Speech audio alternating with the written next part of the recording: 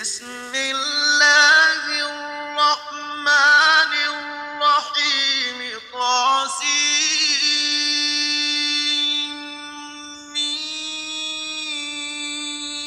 تلك آيات الكتاب المبين نتلو عليك من نبأ موسى وفرعون بالحق لقوم يؤمنون إن فرعون علا في الأرض وجعل أهلها شيعا يستضعف طائفة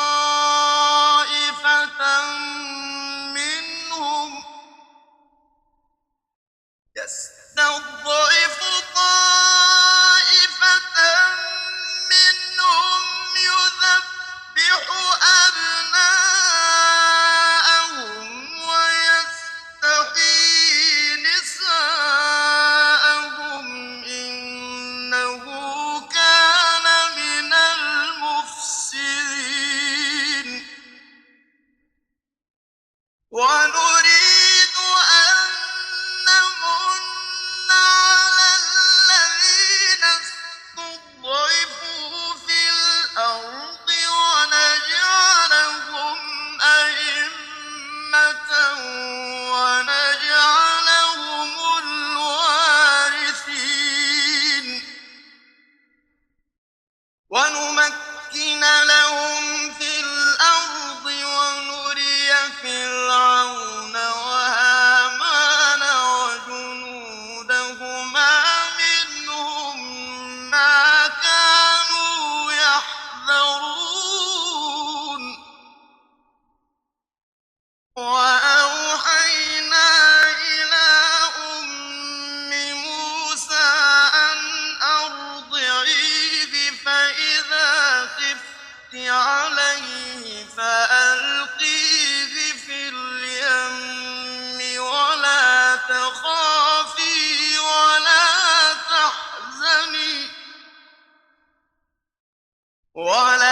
تخافي ولا تحزني إنا رادوه إليك وجاعلوه من المرسلين فالتقطه آل فرعون ليكون لهم عدوا وحزنا إن فرعون وهامان وجنودهما كانوا خاطئين وقالت امرأة فرعون قرة عين لي ولك لا تقتلوه عسى أن ينفعنا أو نتخذه ولدا لا تقتلوه عسى أن ينفعنا أو نتخذه ولدا وهم لا يشعرون وأصبح فؤاد أم موسى فارغا إن كادت لتبدي به لولا أن ربطنا على قلبها لتكون من المؤمنين وقالت لأخته قصيه فبصرت به عن جنب وهم لا يشعرون وحرمنا عليه المراضع من قبل فقالت هل أدلكم على أهل بيت يكفلونه لكم فقالت هل أدلكم على أهل بيت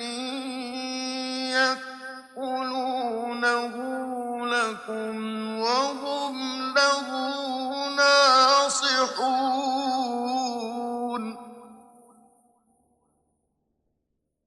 فرددناه إلى أمه كي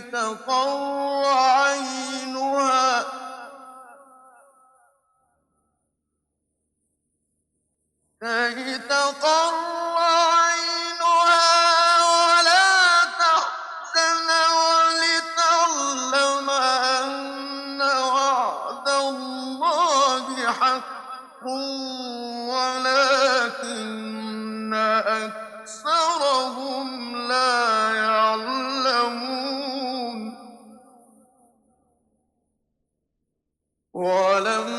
ولما بلغ أشده واستوى آتيناه حكما وعلما وكذلك نجزي المحسنين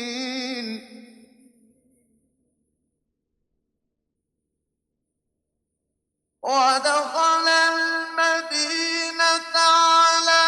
حين غفلة من أهلها فوجد فيها رجلين يقتتلان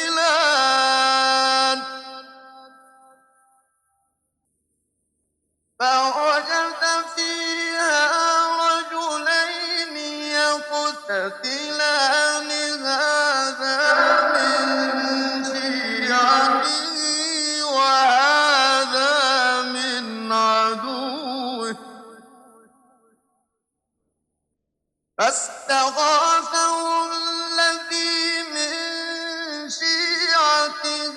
على الذي من عدوه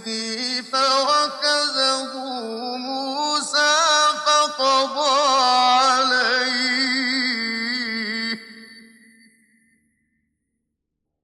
قال هذا من عمل الشيطان إنه عدو مضل مبين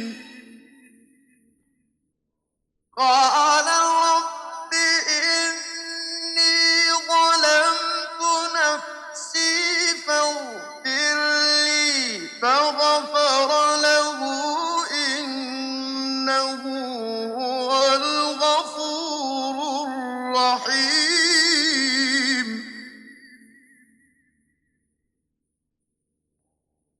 قال رب بما أنعمت علي فلن أكون ظهيرا للمجرمين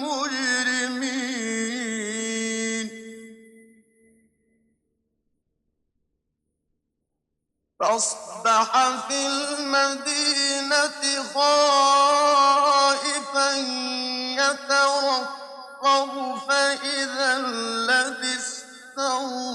استنصره بالأمس يستصرخه قال له موسى إنك لغوي مبين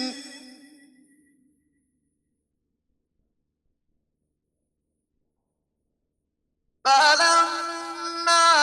أن أراد أن يبطش بالذي هو عدو لهما قال يا موسى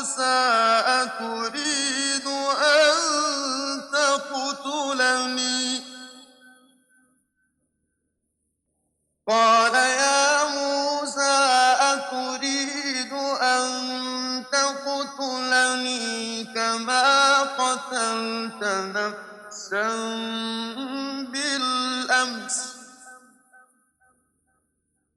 كما قتلت نفسا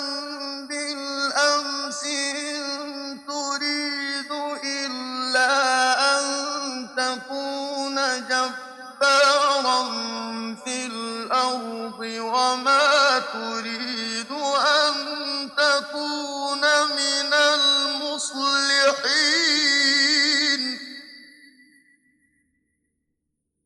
وجاء رجل من أقصى المدينة يسعى قال يا موسى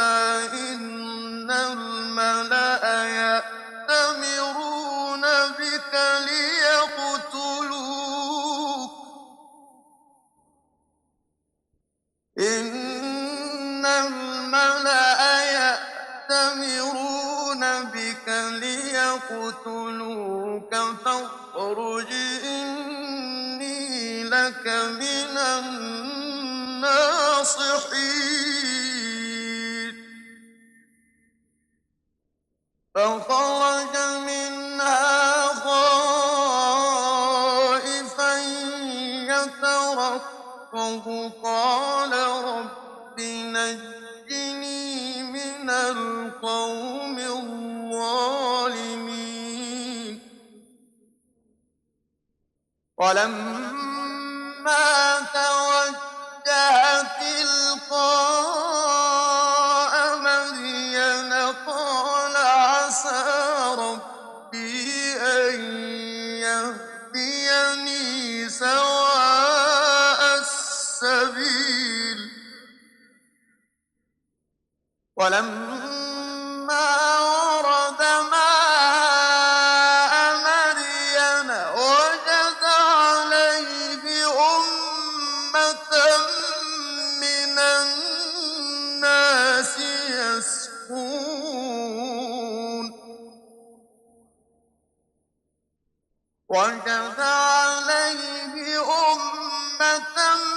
من الناس يسقون ووجد من دونهم امرأتين تذودان قال ما خطبكما قالتا لا نسقي حتى يصدر الرعاء وأبونا شيخ كبير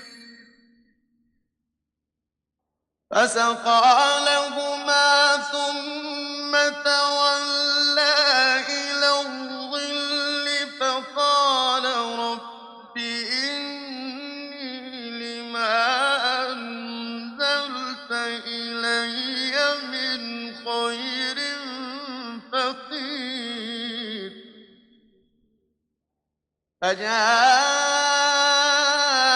فجاءته إحداهما تمشي على استحياء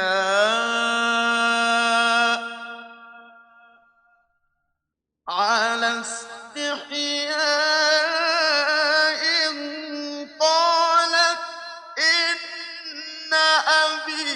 يدعوك ليجزيك أجر ما سقيت لنا فلما جاءه وقص عليه القصص قال لا تخف نجوت من القوم الظالمين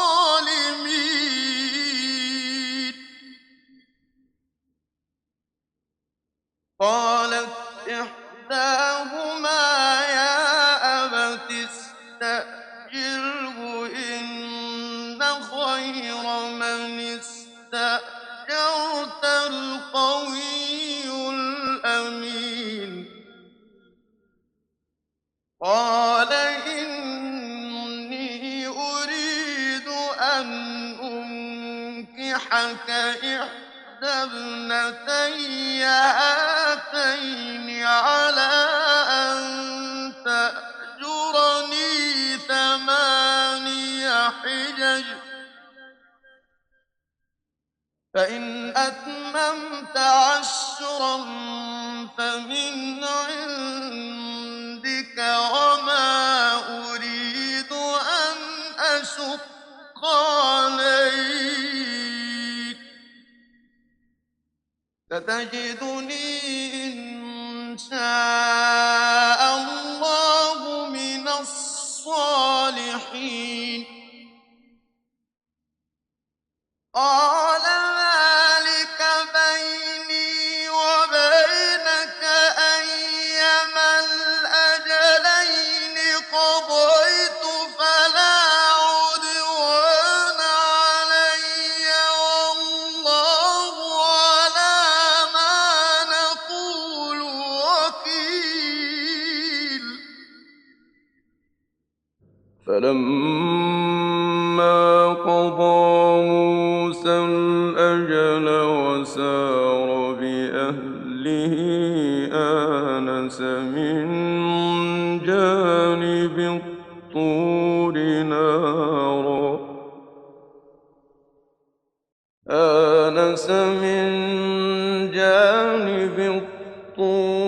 نارا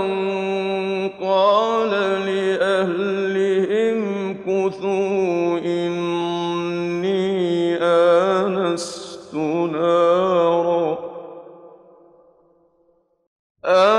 آنست نارا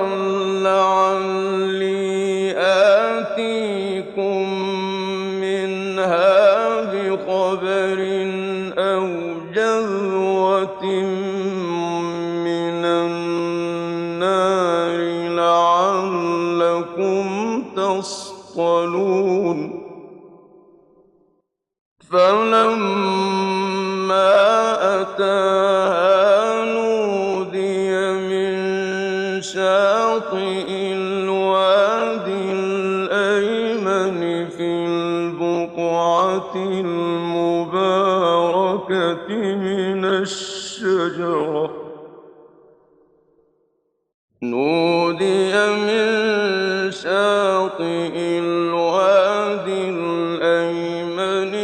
البقعة المباركة من الشجرة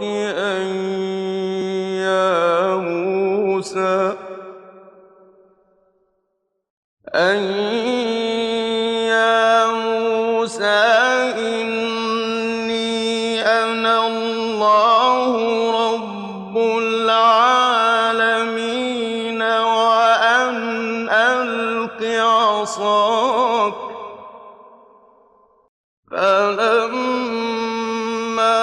رآها تهتز كأنها جان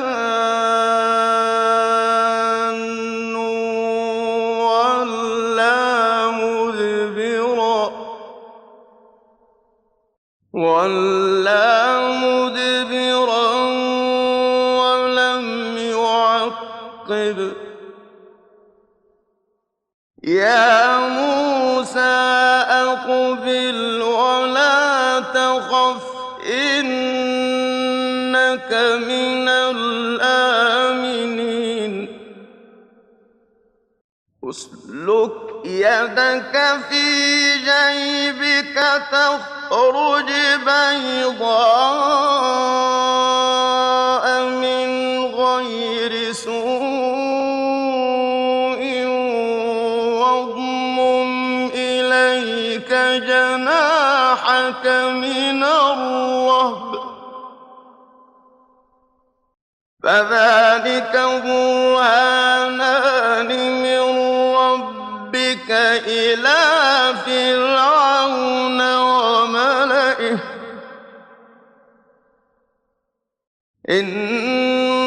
إنهم كانوا قوما فاسقين قال رب إني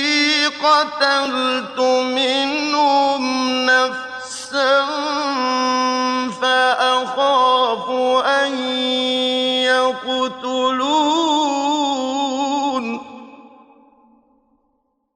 وأخي هارون هو أفصح مني لسانا فأرسله معي يرد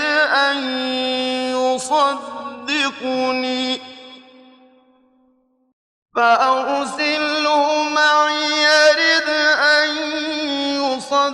يصدقني إني أخاف أن يكذبون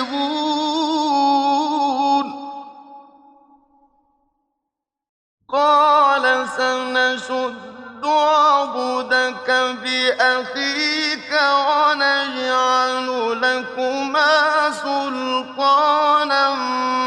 فلا يصلون إليكما بآياتنا أنتما ومن اتبعكما الغالبون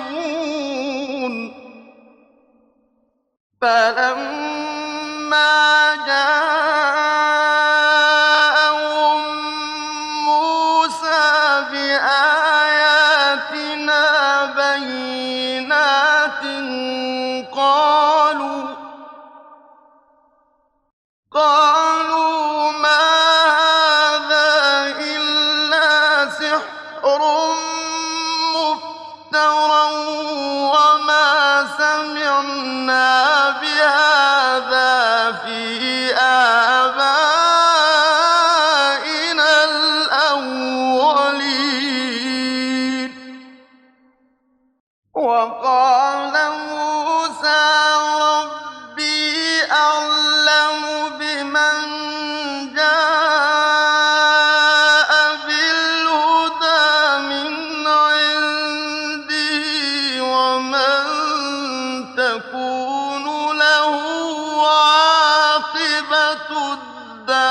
الدار إنه لا يفلح الظالمون وقال فرعون يا أيها الملأ ما علمت لكم من إله غيري فأوقد لي يا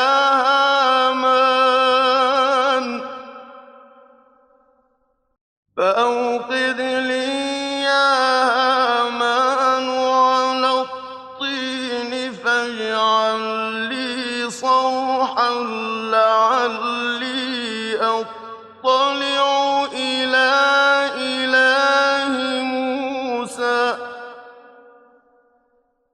فاجعل لي صرحا لعلي أطلع إلى إله موسى وإني لأظنه من الكاذبين واستكبر هو وجنوده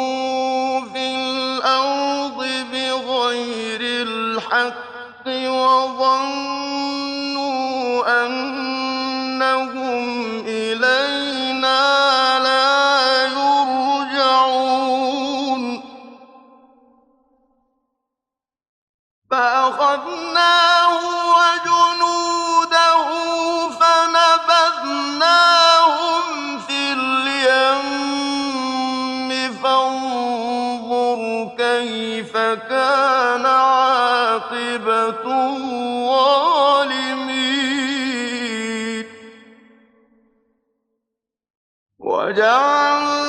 وجعلناهم أئمة يدعون إلى النار ويوم القيامة لا ينصرون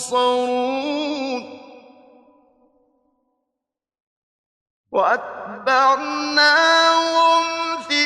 هذه الدنيا لعنة ويوم القيامة هم من المقبوحين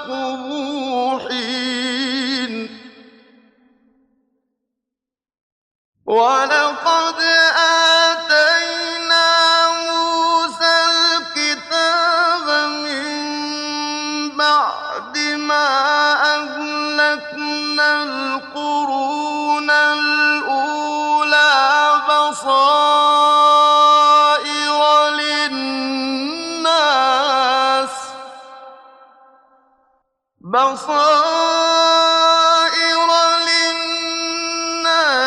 وهدى ورحمة لعلهم يتذكرون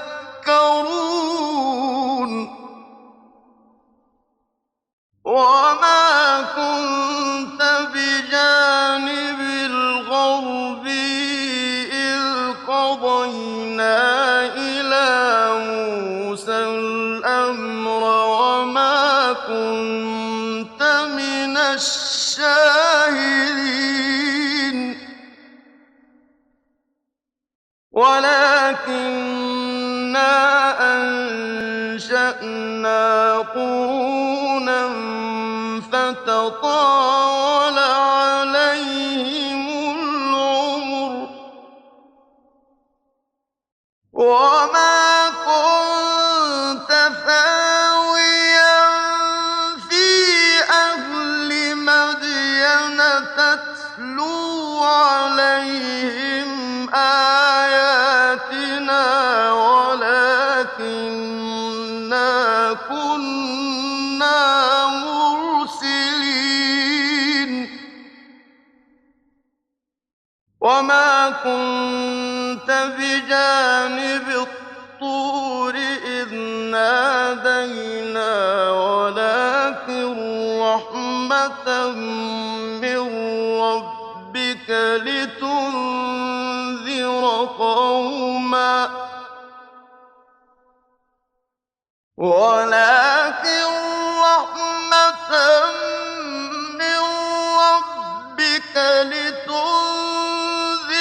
قوما ما أتاهم من نذير من قبلك لعلهم يتذكرون ولولا أن تصيبهم مصيبة بما قدمت أيديهم فيقولوا ربنا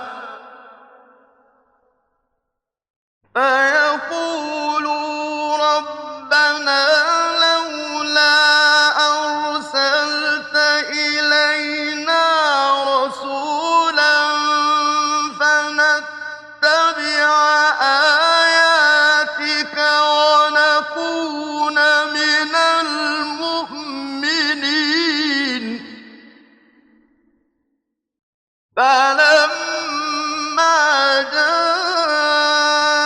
جاءهم الحق من عندنا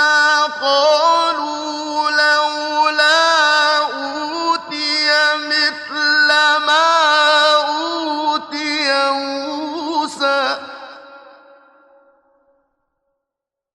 أولم يكفروا بما أوتي موسى من قبل قالوا سحران تظاهرا وقالوا إنا بكل كافرون قل فأتوا بكتاب من عند الله هو أهدى منهما أتبعه إن كنتم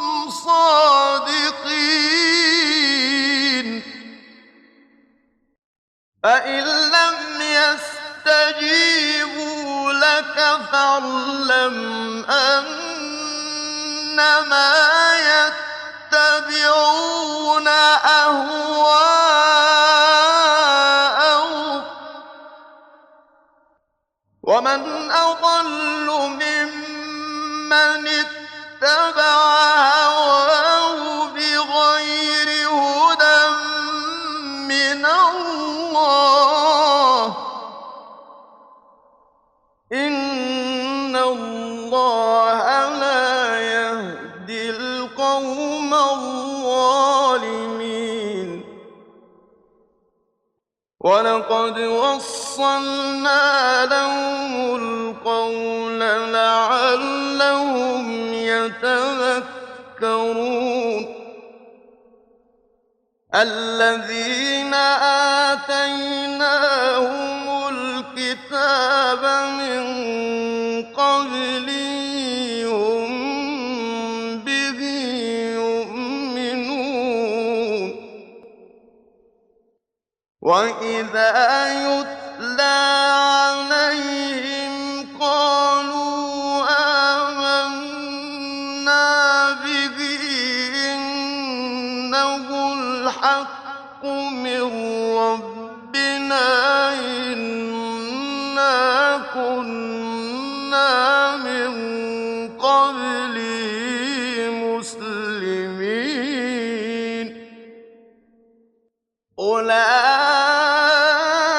أولئك يؤتون أجرهم مرتين بما صبروا ويدرؤون بالحسنة السيئة ومما رزقناهم ينفقون وإذا سمعوا اللغو أعرضوا عنه وقالوا لنا أعمالنا ولكم أعمالكم سلام عليكم لا نبتغي الجاهلين إنك لا تهدي من أحببت ولكن الله يهدي من يشاء وهو أعلم بالمهتدين وقالوا إن نتبع الهدى معك نتخطف من أرضنا أولم نمكن لهم حرما آمنا يجبى إليه ثمرات كل شيء رزقا من لدنا ولكن أكثرهم لا يعلمون وكم أهلكنا من قرية بطرت معيشتها فتلك مساكنهم لم تسكن من بعدهم إلا قليلا وكنا نحن الوارثين وما كان ربك مهلك القرى حتى يبعث في أمها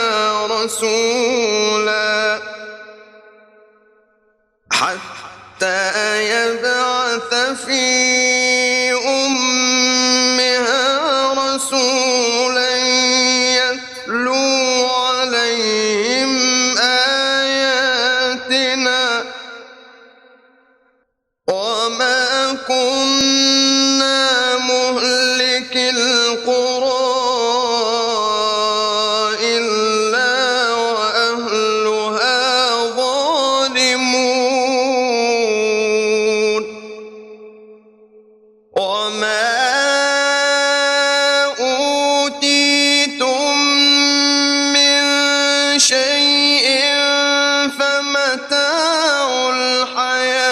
الدنيا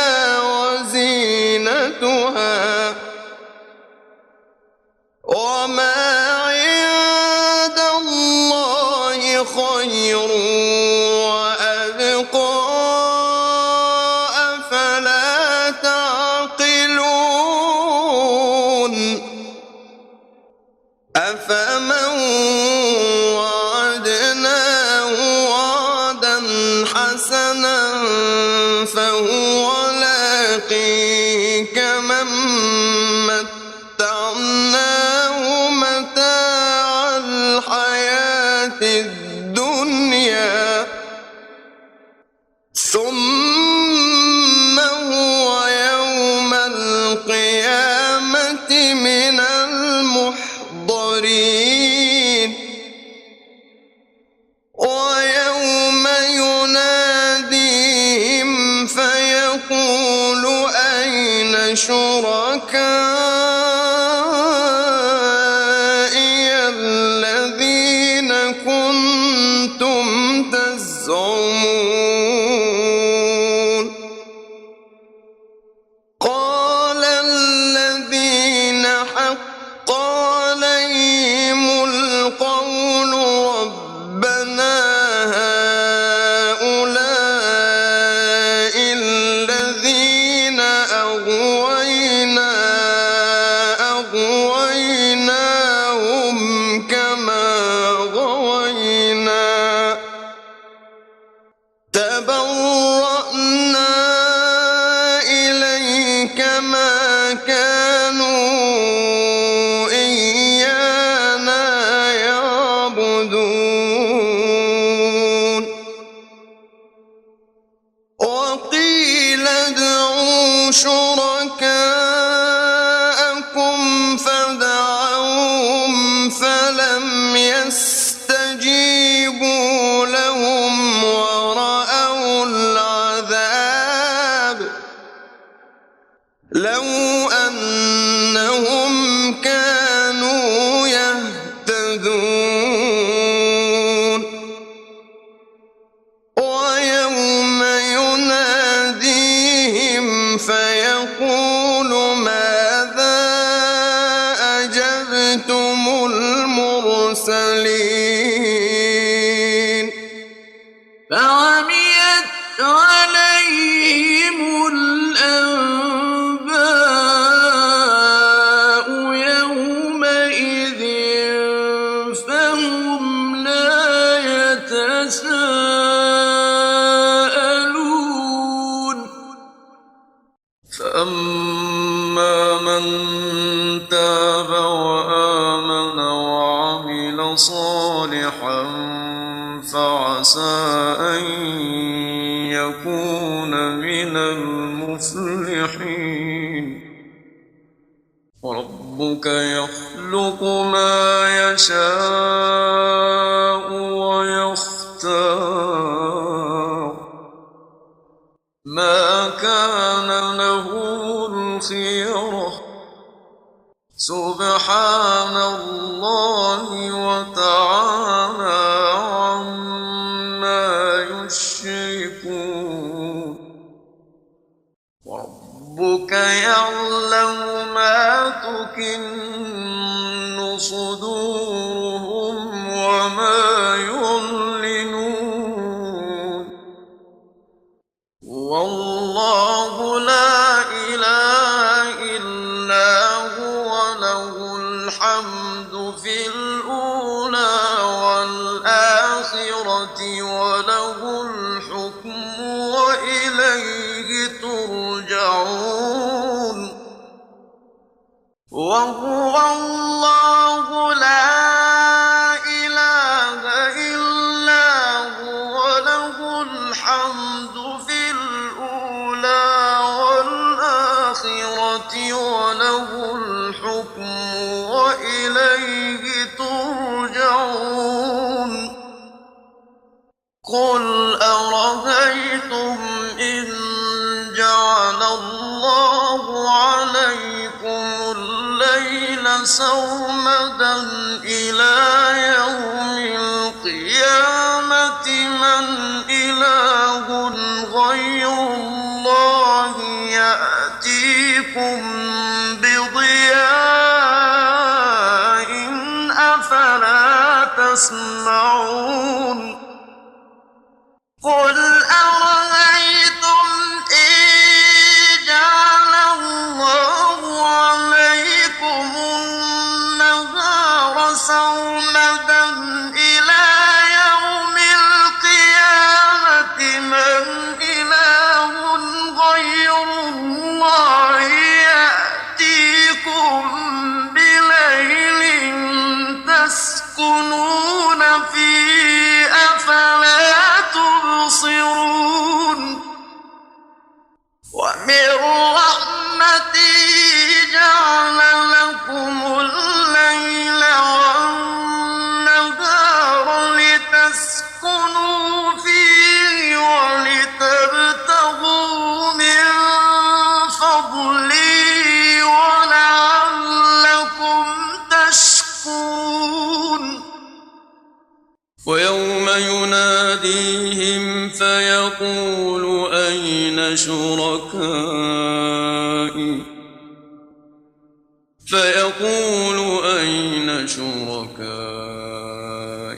الذين كنتم تزعمون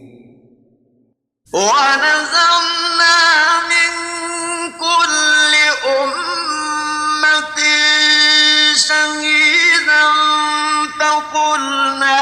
هاتوا برهانكم فعلموا أن الحق لله وضل عنهم ما كانوا يفترون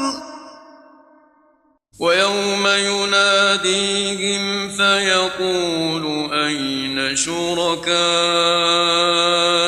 الذين كنتم تزعمون ونزعنا من كل أمة شهيدا فقلنا هاتوا برهانكم فعلموا أن الحق لله وضل عنهم ما كانوا يفترون إن قارون كان من قوم موسى فبغى عليهم وآتيناه من الكنوز ما إن مفاتحه لتنوء بالعصبة أولي القوة قال له قومه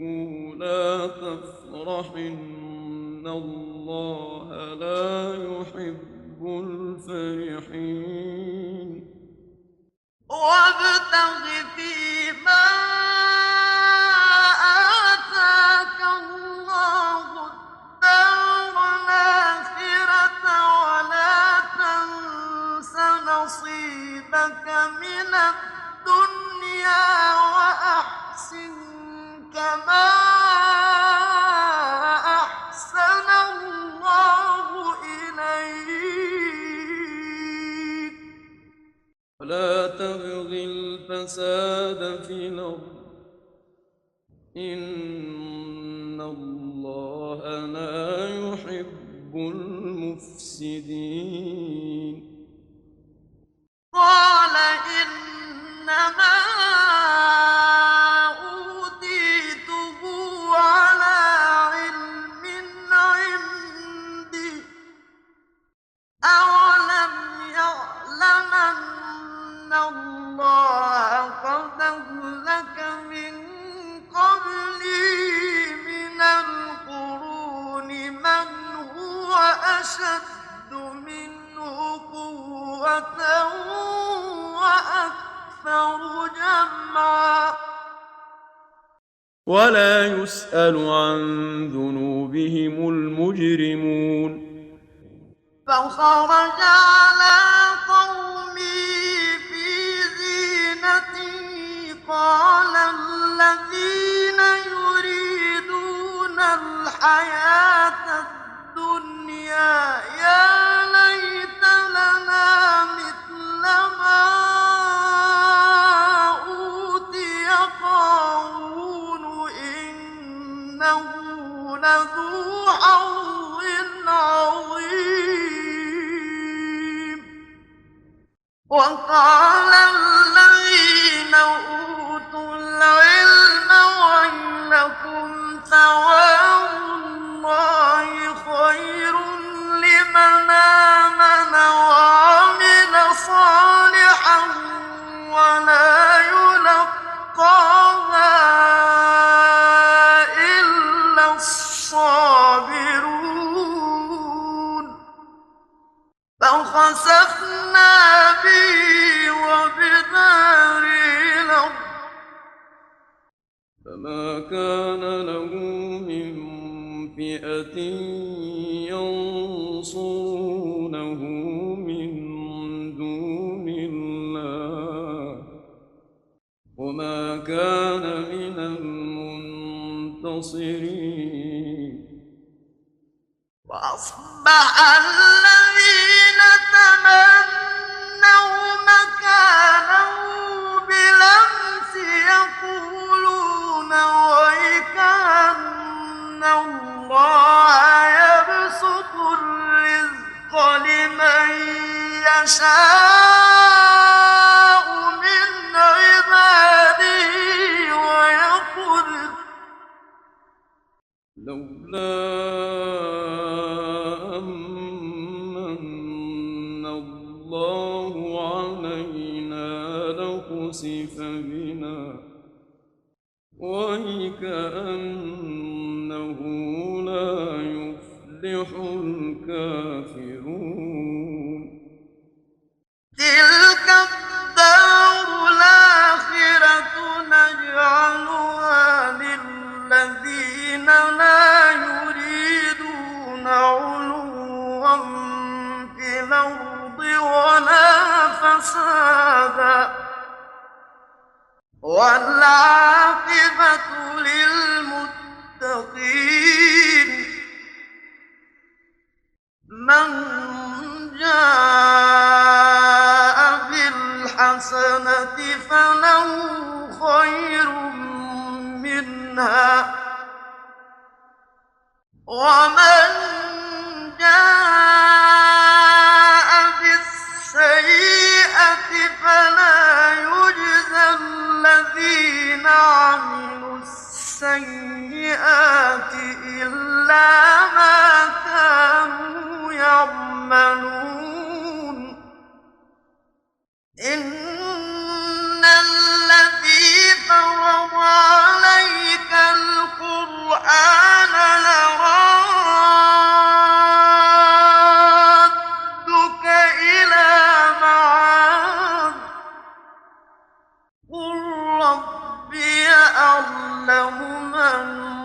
جاء بالهدى ومن هو في ضلال مبين وما كنت ترجو أن يلقى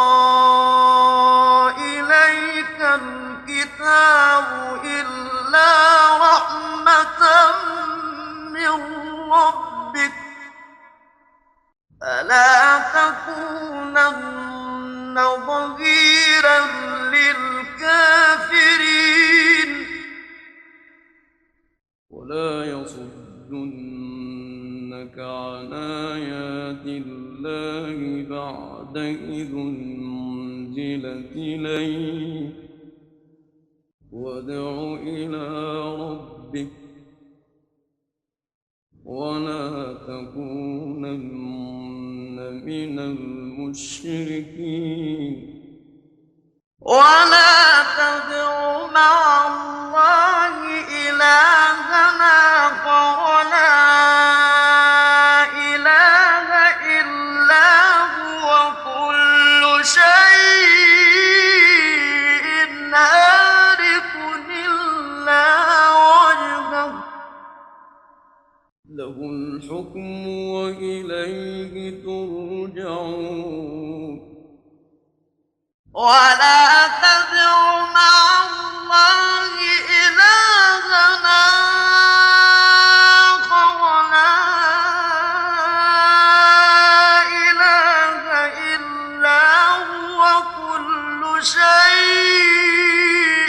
هالك إلا وجهه له الحكم وإليه ترجعون